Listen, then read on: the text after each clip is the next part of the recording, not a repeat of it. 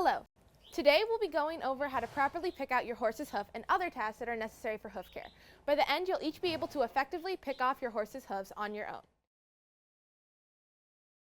So first things first, we want to go over some basic rules on how to do it and still ensure you and your horse's safety. Number 1. The first rule is that when you go to pick out your horse's foot, you should always be facing towards their hind end. You should never attempt to pick up a hoof when you're facing their head. When picking up their foot, try your best not to lift their foot up too high, especially on the back legs. You should have a clear view and access to the foot at all times, but if you ask them to keep it up for too long, it can become uncomfortable for your horse. Number 3, don't go too deep, unless you're a trained farrier so as not to claw into the frog or deeper into the hoof.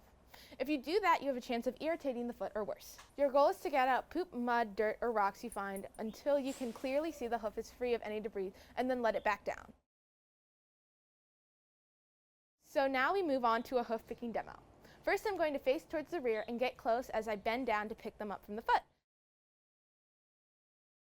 Then I'm going to slowly and softly move down the back of the leg till I reach the chestnut. The reason I do this is because most, if not all, horses have been trained to lift up their legs when asked by applying pressure on the chestnut. Once the horse has lifted his or her foot, you want to bring it up to you and hold the outside of their hoof with your hand, and then start to muck out using your hoof pick. I first like to get on top of the sole and pick out from each horn shape edge, and most times it'll just fall out. Then I'll carefully get any dirt that's fallen from the frog. Make sure when you do this, you don't go too deep and always keep your horse's comfort in mind.